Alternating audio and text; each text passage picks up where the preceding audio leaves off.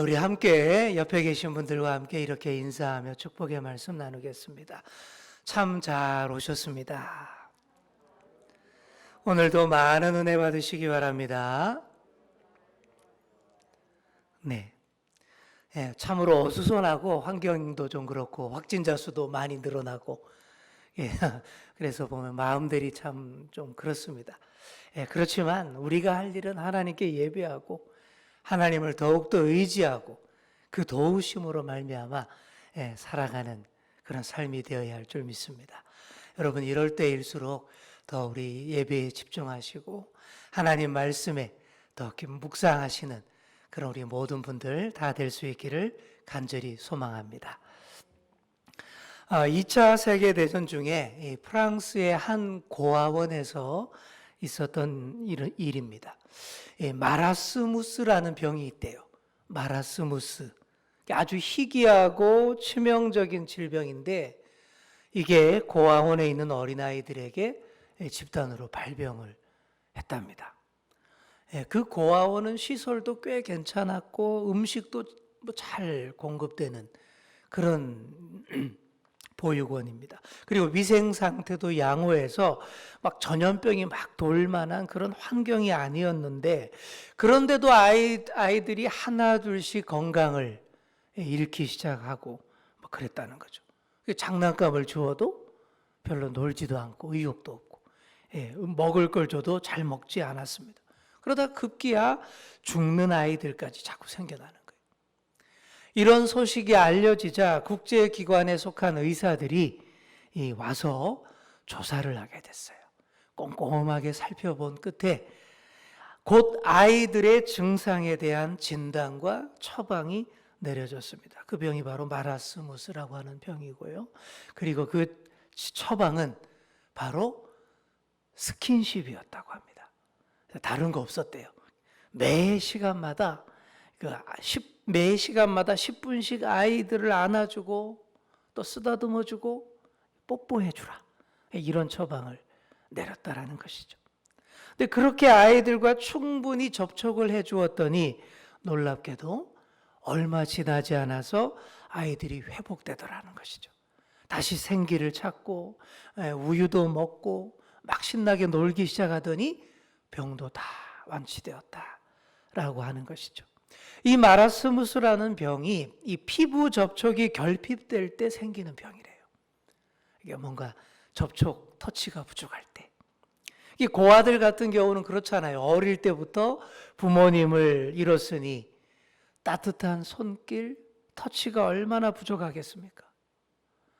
그뿐이 아니죠. 터치가 부족하면 사람은 마음속으로 이런 정서가 생깁니다. 나는 혼자다. 나는 버려진 존재야. 아무도 날 사랑하지 않아. 나는 사랑받을 수 없는 존재인가 봐. 이런 감정들로 막 채워진대요. 그 가운데에서 건강을 잃어버릴 수밖에 없다라는 것이죠. 그런데 이런 문제들을 잘 알고서 이렇게 보듬어 주었더니 치유가 될 수 있었다라는 그런 얘기입니다. 이 이야기를 통해서 우리가 알 수 있는 것은 정말 우리 사람이 밥만 먹고 사는 존재가 아니라는 사실, 이게 다시 한번 또 생각하게 됩니다. 밥도 먹어야 하지만 그보다 우리 사람은 사랑을 잘 섭취해야 합니다. 사랑을 잘 섭취해야 합니다.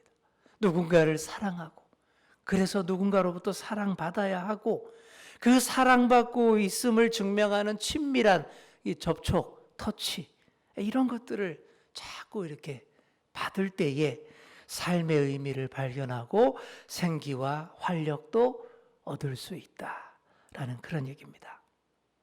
신앙생활도 마찬가지예요. 우리가 예수를 믿고 그리스도인이 된 것은 어떤 의미에서 보면 이렇게 말할 수 있어요. 하나님과의 접촉이 시작된 것이다. 하나님과의 접촉이 시작된 거예요. 사랑하면 그 증거가 터칭이 많아진다는 거예요. 스킨십이 많아져요. 신앙생활이 그래요. 하나님과의 접촉이 시작된 것입니다. 나를 만드신 하나님이 내 영과 마음에 상처난 부분들 가까이 오셔서 친히 만져주시고 고쳐주시고 이런 경험하는 것, 과정이 곧 믿음 생활하는 것이고 또 우리가 하나님께 사랑을 고백하는 그런 행위들인 것이죠. 그렇게 완악했던 사도 바울도 이 하나님과의 접촉에 들어갔어요. 하나님과의 사랑에 들어갔습니다. 하나님의 사랑과 넘치는 은혜를 깨닫고 빚진 자의 심정이 되었습니다.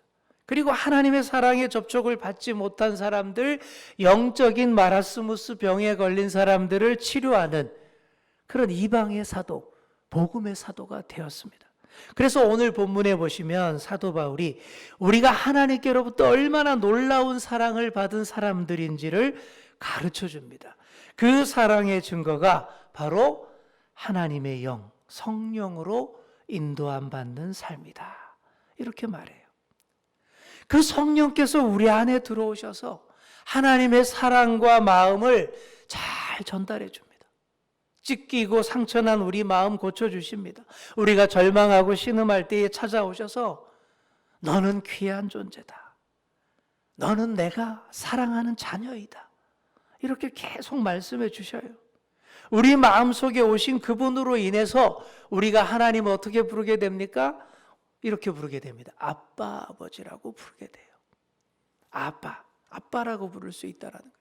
하나님을 아빠라고 부른다라는 것은 우리 인생에 있어서 가장 큰 사건입니다. 우리 마음의 회심과 놀라운 큰 변화가 일어나야만 하나님을 아빠라고 부를 수 있습니다. 유대인들은 오랫동안 하나님을 섬기면서도 하나님을 향해서 감히 아빠 이렇게 부르지 못했어요. 유대인들은 그럴 수밖에 없죠. 하나님 앞에서 두려움과 무서움만 느꼈고 멀찍이 떨어져 있었습니다. 유대인들이 생각한 하나님은 언제나 근엄하신 분, 그리고 죄를 지으면 반드시 심판하시는 분, 분노하시는 무서운 분, 그런 분이었기 때문이죠. 그러니 아빠라고 할 수 없을 뿐더러 가까이 다가가기도 어려워했다라는 거죠. 그런데 우리 예수님은 이 땅에 오셔서 하나님을 아빠라고 불렀습니다. 그렇게 불러야 한다라고 가르쳐 주셨어요. 그리고 이 땅에 계시는 동안 내내 하나님과 친근하게 교제를 하셨습니다. 예수님이 하나님께 사용한 이 호칭은 유대인들이 그때까지 가지고 있던 그 하나님에 대한 이해를 완전히 뒤집어 놓았습니다. 우리가 하나님을 향해 아빠라고 부르는 것은 정말 혁명적인 사건입니다. 우리 마음에 혁명이 일어나고 내 삶의 새로움이 시작되었다라는 뜻입니다. 네, 어제 저녁에 반가운 소식 들었습니다. 저녁에요, 6시경에 우리 교회 김성혁 목사님이 이쁜 딸을 낳았어요. 첫 아기를 낳은 거죠. 아빠가 된 그 기분, 대단하겠죠. 그 기분 어떨까요? 저도 처음 아빠가 됐을 때, 그 아기의 얼굴을 처음 봤을 때 그 마음, 그 기분 정말 생생합니다. 그 아기의 얼굴 막 주먹만 하고 울퉁불퉁하고 새빨간 그 얼굴이 그렇게 이쁘게 막 보일 수가 없네. 이뻐 죽겠는 거예요. 감개무량한 거예요. 그리고 또 언제 또 감개무량하냐 하면 태어나서 처음 봤을 때도 감개무량한데 아기가 자라서 자기 입으로 아빠 이렇게, 그죠? 엄마를 향해 엄마 이렇게 부를 때 이 벅찬 감동 정말 말로 다 할 수 없습니다. 세상에 나를 보고 아빠라고 하다니. 그죠? 그때 우리는 최고의 존재가 되는 거예요. 세상을 다 얻은 것 같이 됩니다. 하나님도 우리에게 제일 기다리는 호칭이 바로 이 아빠입니다. 지금도 기다리고 계셔요. 아버지라는 이 점잖은 호칭보다 아빠 이렇게 부르는 그 어린아이의 용어를 우리 하나님이 더 좋아하신다라는 거예요. 그런데 그런 호칭은 우리 영혼에서 혁명이 일어나야 가능하다라고 했죠. 하나님의 영으로 인도함 받고 그 거룩한 하나님의 영으로 충만해야 하나님을 더 친밀하게 어린아이처럼 아빠라고 부를 수 있게 된다라는 것이죠. 근데 잘 안 되죠, 그죠? 저와 여러분도 다 너무 점잖해서 아빠 이거 좀 너무 유치하게 느껴지죠. 아버지가 맞다라고 생각할 수 있죠. 하지만 예수님은 그렇게 부르라 라고 말씀을 하셨습니다.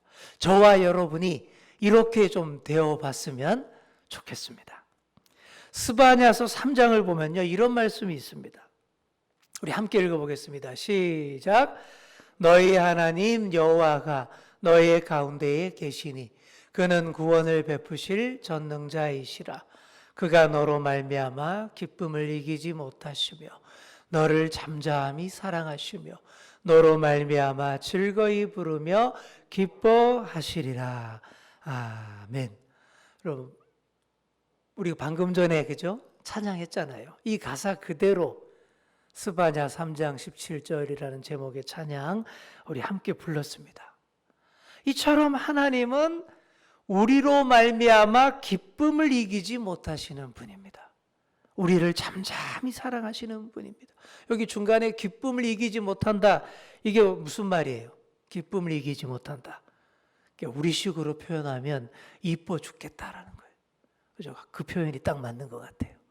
그게 기쁨을 이기지 못하는 거예요. 너무 이뻐 죽겠다. 그죠? 이 죽겠다라는 말이 우리 한국어 중에 참 역설적인 말인데, 근데 이게 달리 표현할 길이 없어요. 그죠? 우리는 다 그렇잖아요. 그죠? 이뻐 죽겠다, 좋아 죽겠다, 그죠? 근데 어쩔 수 없는 표현인 것 같습니다.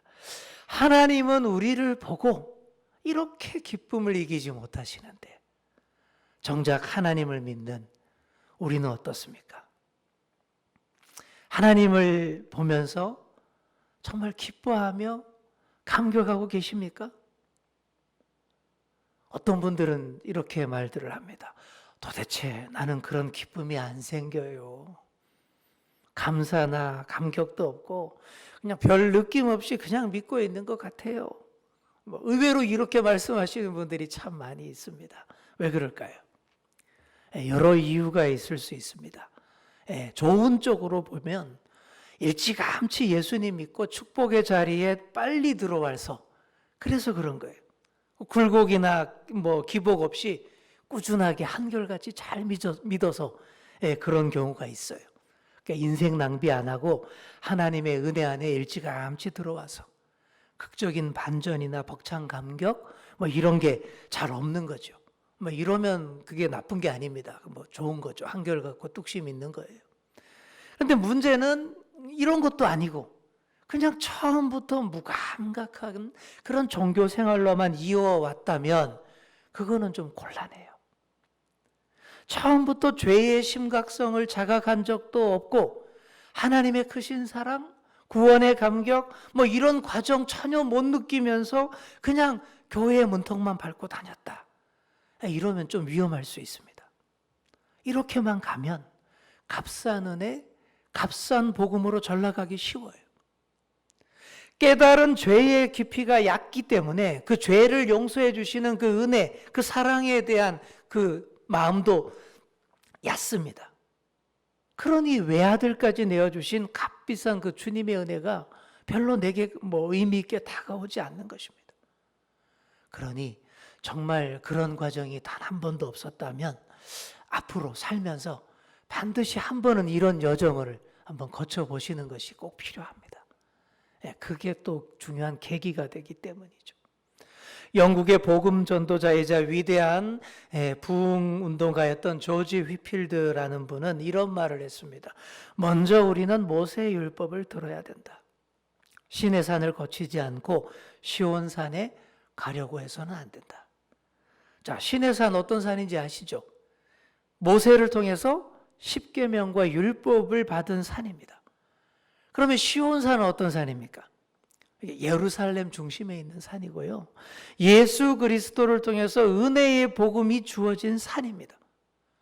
그러니까 이 휘필드의 말은 율법을 통과하지 않고 그냥 복음으로 쉽게 넘어가 버리니까 값싼 은혜, 감격 없는 복음이 된다라는 그런 얘기입니다. 율법의 엄중함을 아는 사람이 진정 하나님 앞에 바로 서기를 사모할 때에 하나님께서 예수님을 통해 주시는 은혜가 얼마나 놀랍고 큰지를 다 깨닫게 된다라는 것이죠.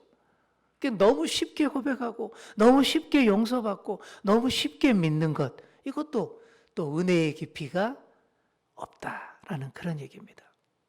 한 번은 필요한 것 같아요. 굴곡이 필요하고 사연이 좀 필요하고 사건이 좀 필요합니다. 건강할 때는요, 건강의 소중함을 잘 모릅니다. 하지만 한번 이렇게 병에 걸려서 병원에 입원해 보십시오. 그러면 그때 다 알게 되는 거예요. 지금까지 내가 누렸던 건강의 소중함 절실히 깨닫게 됩니다. 가고 싶은 곳에 마음대로 가고 먹고 싶은 건 마음대로 먹고 만나고 싶은 사람 마음대로 만날 수 있었던 그때가 얼마나 소중하고 좋았던 것인지 그때야 새삼 느끼게 됩니다. 지금 현재 상황이 그렇잖아요. 그죠?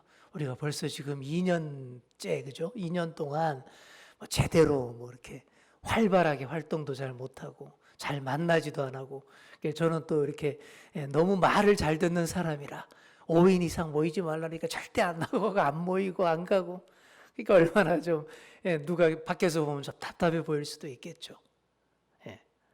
지금 그러면서 이제 아는 거예요.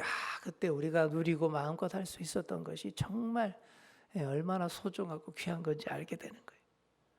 사랑하는 성도 여러분, 여러분들은 여러분의 자녀들을 어떻게 키우셨습니까? 또 지금 한참 키우고 계신 분은 어떻게 키우고 계십니까? 전혀 부족함 없도록 자녀들 원하는 거 다 채워줍니까? 물론 필요한 건 채워줘야 되겠죠. 그렇지만 그렇게만 다 해서 안 된다는 것도 여러분 잘 아시지 않습니까? 자녀를 너무 임금 모시듯 떠받들면서 키워서는 또 안 됩니다. 자녀가 좀 더 강인하고 반듯하고 지혜롭게 잘 자라기를 바란다면 학교와 학원만 이렇게 오가게 하지 말고 때로는 부모의 품도 좀 떠나게 하고 고생도 좀 시키고 그래야 돼요. 스스로 일도 해보도록 해서 자립훈련도 시켜주고, 무엇보다 우리보다 어렵고 힘들게 사는 사람들 지역 그 곁으로 보내서 사람이 살아가는 환경들을 두루 보도록 해야 합니다. 그래야 사람이 더 성장하고 철도 드는 거예요. 그러면 집에서 아무리 잔소리해도 바뀌지 않던 자녀의 삶의 태도가 그런데 한번 갔다 오면 바뀌는 것을 볼 수가 있습니다. 어느 교회에서 고등부 학생 50명을 동남아에 있는 한 공산국가에 봉사하러 보냈다 그래요. 문화사절단 그런 명목으로 보냈다고 합니다. 근데 거기 가서 아이들이 찬양과 연주를 하면서 음악 집회를 하게 됐는데, 근데 문제는 거기가 복음 전도가 완전 금지된 지역이라서 절대 아멘이라든지 예수, 할렐루야 이런 단어를 쓰면 안 된다라는 거예요.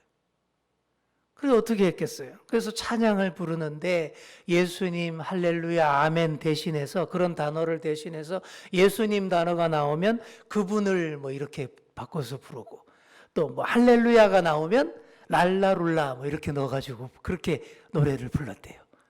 아멘 그러면 아싸 그러고, 그죠? 그런 식으로 했겠죠. 그렇게 아이들이 찬양을 이렇게 돌려서 바꿔서 부르면서 많이 울었다는 거예요.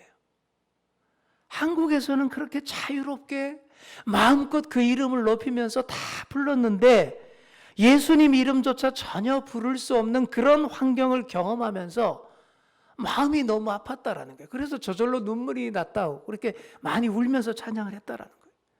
할렐루야라고 해야 하는데 그 발음조차 못하니까 마음속으로 진짜 안타까워하면서 찬양을 불렀다라고 다들 간증을 하는 거예요. 그런 경험하면서 철이 다 든 거예요. 그곳에 너무 가난한 사람들 보면서 울고, 또 그렇게 가난하면서도 자기들처럼 전혀 불평하지 않는 해맑은 그들의 삶을 보면서 또 감동받고, 돌아왔을 때는 이렇게 좋은 대한민국에 살면서 감사하지 못했던 지난날의 삶에 대해서 많이 회개했다라는 그런 얘기를 들었습니다. 우리 인생이 그렇습니다. 늘 가지고 있던 것을 빼앗길 때에야 비로소 그것의 소중함을 잘 알게 됩니다. 신앙이 그렇습니다.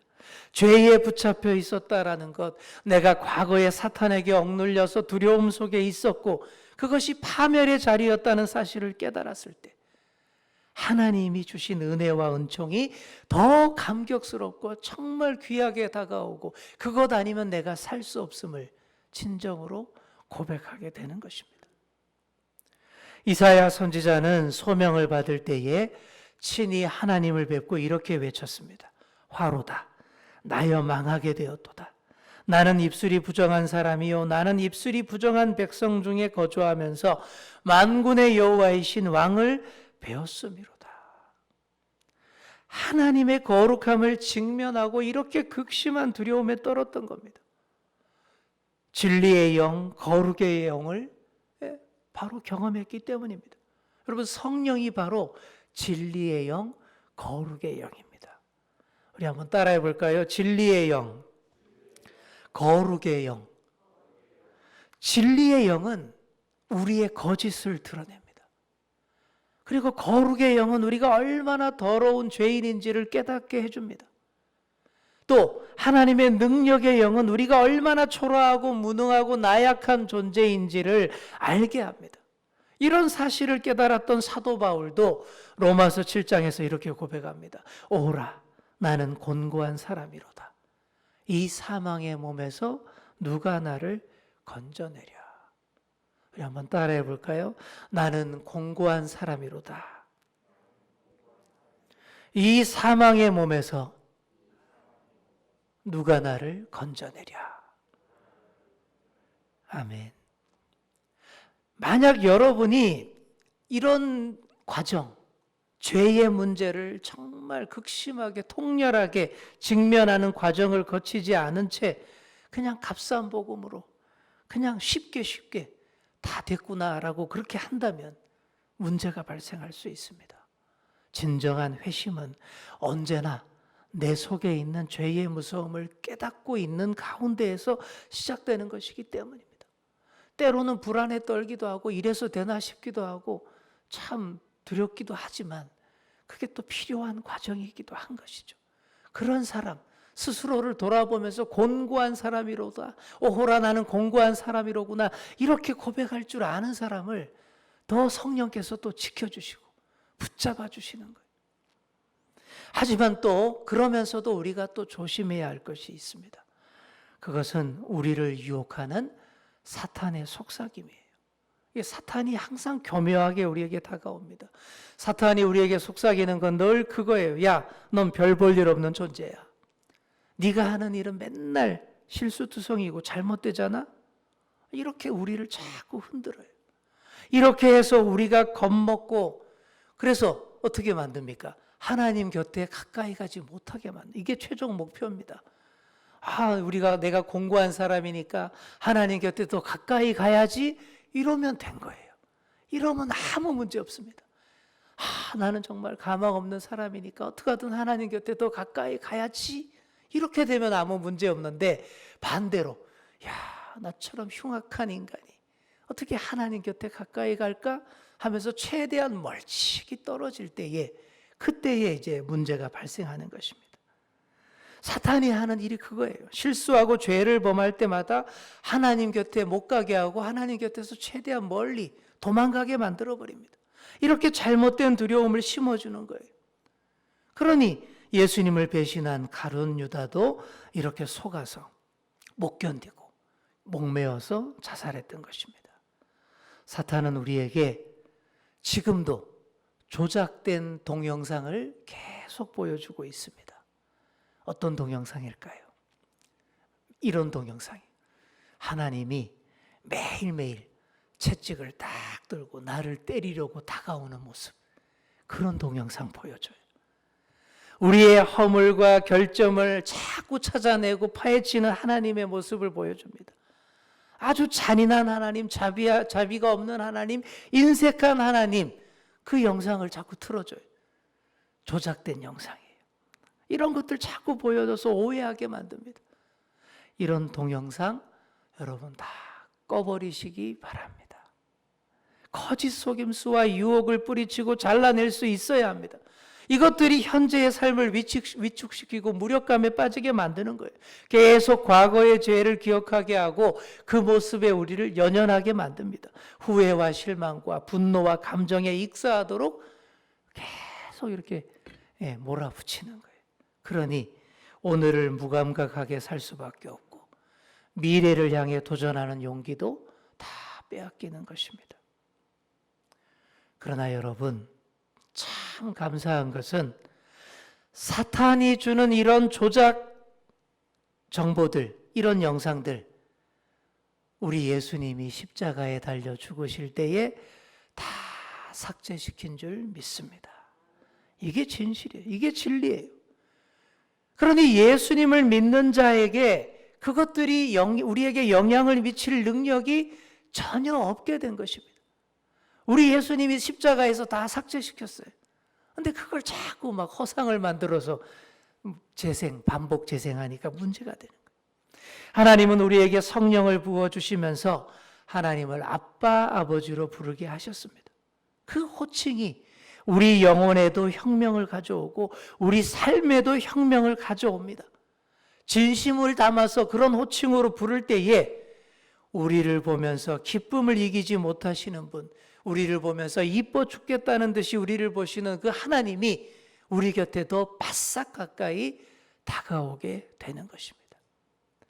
요한일서 4장에 이런 말씀이 있습니다. 우리 함께 읽겠습니다.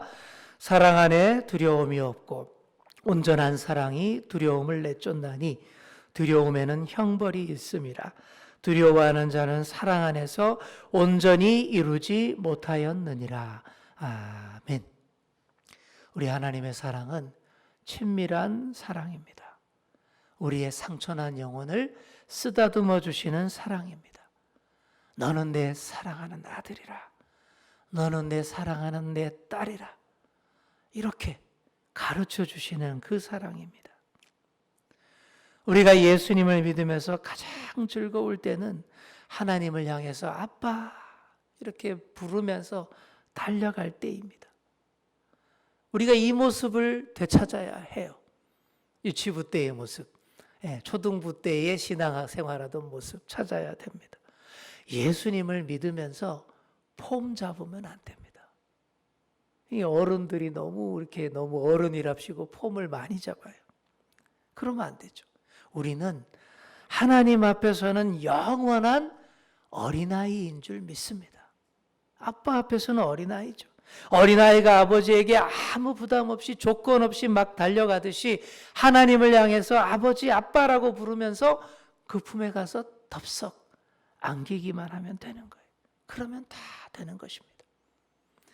빈센트 반 고흐가 그린 이 첫걸음이라는 그런 작품, 그림이 있습니다. 화면에 나오죠. 이 그림에 보시면 아빠, 엄마, 아기 이렇게 세 사람이 등장하죠. 아기는 앞에 있는 아빠를 향해서 손을 딱 뻗고 막 발을 떼려고 하는 중이고, 아기 뒤에는 엄마가 아이를 딱 붙잡고 있어요. 붙잡고 있다가 이제 잘 걸으면 놓아주려고 이렇게 딱 하는 거죠. 아기 앞에는 아빠가 이렇게 무릎을 딱 꿇고 아기와 눈높이를 딱 이렇게 맞추면서 빨리 오란 듯 손을 내밀고 있는 그림이죠. 이런 상황에서 아기가 막 앞으로 나아가려고 하는 모습 잘 보이시죠? 사랑하는 성도 여러분, 이 그림을 잘 보면서 이렇게 생각하시기 바랍니다. 이 그림 속에 있는 아기가 바로 나다. 이렇게 생각해 보시기 바랍니다. 내가 내 앞에 계신 하나님께 아빠 하면서 막 달려나가는 그런 모습이에요. 그러면 뒤에서 꼭 붙잡고 있는 어머니는 성령님이라고 생각하시면 되겠습니다. 성령께서 딱 나를 딱 붙잡고 있어요. 그래서 내가 뒤뚱뒤뚱 걸어가지만 성령께서 엄마처럼 뒤에서 꼭 붙들고 계시니 아무 문제가 없는 거예요. 그리고 앞에는 아빠, 아버지가 팔을 벌리고 품을 열어서 나를 맞을 준비를 저렇게 완벽하게 하고 계신다. 여러분, 이렇게 생각하면서 우리의 신앙생활을 이어나갔으면 좋겠습니다. 사랑하는 성도 여러분, 예수님을 믿는 것은 하나님이 주시는 이 놀라운 은총에 참여하는 것입니다. 우리가 과거에 어떤 잘못을 했을지라도, 아무리 과거에 내가 못나고 상처가 많았다 하더라도 주님 앞에 나오면 다 용서해 주시고 다 회복시켜 주십니다. 우리를 어두웠던 과거와 단절시켜 주십니다. 그러니 우리는 이제 두려움에 빠져 있는 사람이 아니라 하나님이 사랑하시고 복을 주시기 원하고 기뻐하시는 하나님의 자녀입니다. 이 사실을 우리에게 확실하게 확증해 주시기 위해서 성령님을 우리 마음속에 부어주신 거예요. 그래서 그 영으로 아빠 아버지라고 고백하고 관계가 회복되는 거예요. 너는 내 아들이라 너는 내 딸이라 말씀하시는 하나님을 향해서 좀 더 우리가 이렇게 호칭을 유치하게 만들어서 아빠라고 한번 불러볼 수 있기를 바랍니다. 저도 아빠라는 말 안 쓴 지가 꽤 오래됐어요. 그죠? 제 기억에 한 중학생 되기 전에 아마 이제 아버지 이랬던 것 같은데, 아빠가 참 좋은 것 같아요. 우리 하나님께 이제 내일부터 저도 한번 새벽 기도할 때 아빠 이렇게 한번 부르면서 해보려고 한번 지금 생각 중에 있습니다. 이게 좀 중요한 일인 것 같아요. 그렇게 할 때에 여러분 마음에도 혁명이 일어나는 거예요. 하나님의 영이 우리를 아빠 곁으로 더 바싹 붙여주실 것입니다. 그렇게 하나님과 더 친밀한 관계가 되어서 하나님을 아빠 아버지로 부르기에 어색함 없는 우리 행복한 우리 신앙인들 다 될 수 있기를 간절히 축원합니다.